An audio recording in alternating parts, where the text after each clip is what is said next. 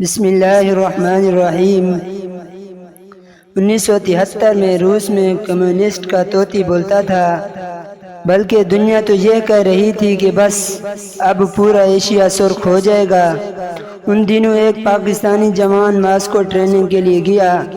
وہ کہتا ہے کہ جب ایک دن میں نے دوستوں سے کہا کہ چلو جمعہ ادا کرنے کی تیاری کرتے ہیں، تو انہوں نے کہا مسجدوں کو غلام بنا دیا گیا ہے، ایک دو ہی مساجد اس شہر میں بچی ہیں جو کبھی کھلی ہوتی ہیں۔ میں نے کہا آپ مجھے مسجد کا پتہ بتا دیں، میں جمعہ ادا کرنے وہیں چلا جاتا ہوں۔ پتہ لے کر میں مسجد تک پہنچا تو مسجد بند تھی۔ مسجد کے پڑوس میں ایک بندے کے پاس مسجد کی چابی تھی۔ میں نے اس آدمی کو کہا کہ دروازہ کھول دو، میں نے نماز پڑھنی ہے۔ اس نے کہا دروازہ تو میں کھول دوں گا، لیکن اگر آپ کو کوئی نقصان پہنچائے گا تو میں ذمہ دار نہیں ہوں گا۔ میں نے کہا دیکھیں جناب، میں پاکستان میں بھی مسلمان تھا اور روس کے ماسکو میں بھی مسلمان ہی ہوں، میں نماز ادا کروں گا چاہے کچھ بھی ہو جائے۔ میں نے مسجد کا دروازہ کھولا تو اندر مسجد کا ماحول بہت خراب تھا۔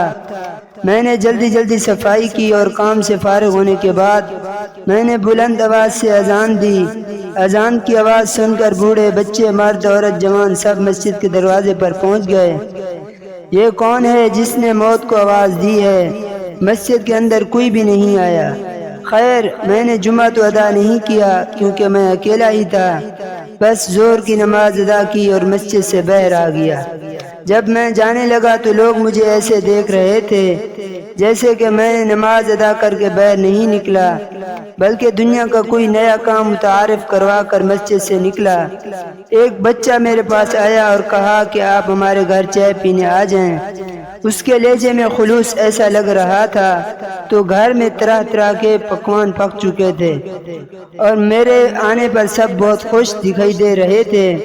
میں نے کھانا کھایا، چائے پی تو ایک بچہ ساتھ بیٹھا ہوا تھا۔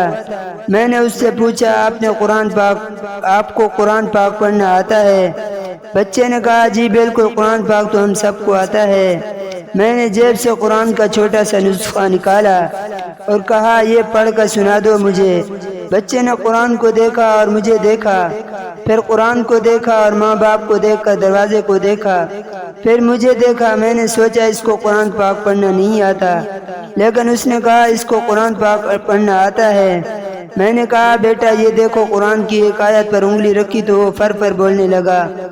بنا قرآن کو دیکھتے ہی مجھے حیرت کا شدید جھٹکا لگا، قرآن کو بنا دیکھے ہی پڑھنے لگا۔ میں نے اس کے والدین سے کہا کیا معاملہ ہے؟ انہوں نے مسکرا کر کہا دراصل ہمارے پاس قرآن پاک موجود نہیں، کسی کے گھر سے قرآن پاک کی آیت کا ایک ٹکڑا بھی مل جائے تو اس تمام خاندان کو پھانسی کی سزا دے دی جاتی ہے، اس وجہ سے ہم لوگ قرآن پاک نہیں رکھتے۔ تو پھر اس بچے کو قرآن کس نے سکھایا؟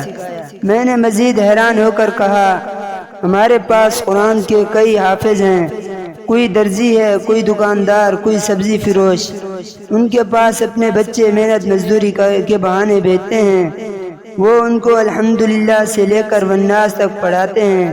ایک وقت ایسا آ جاتا ہے کہ وہ حافظ قرآن بن جاتے ہیں۔ کسی کے پاس قرآن کا نسخہ نہیں ہے، اس لیے ہماری نئی نسل کو نظر نہیں آتا، بلکہ اس وقت ہماری گلیوں میں آپ کو جتنے بھی بچے دکھائی دے رہے ہیں یہ سب کے سب حافظ قرآن ہیں۔ یہی وجہ ہے کہ جب آپ نے اس بچے کے سامنے قرآن رکھا تو اس کو پڑھنا نہیں آیا، لیکن جب آپ نے آیت سنائی تو فر بولنے لگا۔ اگر آپ اسے نہ روکتے تو یہ سارا قرآن ہی پڑھ کر سنا دیتا۔ وہ نوجوان کہتا ہے کہ میں نے قرآن کے ایک نہیں ہزار معجزے اس دن دیکھے۔ جس معاشرے میں انسان پر پابندی لگا دی گئی تھی، اس معاشرے کے ہر بچے، بوڑھے، مرد اور عورت کے سینوں میں قرآن حفظ ہو کر رہ گیا تھا۔ میں جب باہر نکلا تو کئی سو بچے اور ان سے قرآن سننے کی فرمائش کی تو سب نے قرآن سنا دیا۔ میں نے کہا اے کم سن لوگو، تم نے قرآن پر پابندی لگا دی، لیکن جو سینے میں قرآن مجید محفوظ ہے اس پر پابندی نہ لگا سکو گے۔ غیر مسلم طاقتیں جتنی کوشش کر لیں اسلام اور قرآن کو نہ مٹا سکیں گے۔ انشاءاللہ جلد مسلمان پوری دنیا کی رہنمائی کریں گے۔ ناظرین، اگر آپ ہمارے اس چینل پر نئے ہیں تو جلدی سے اس چینل کو سبسکرائب کر دیں اور ساتھ میں لگے بیل آئیکن کو بھی دبا دیں۔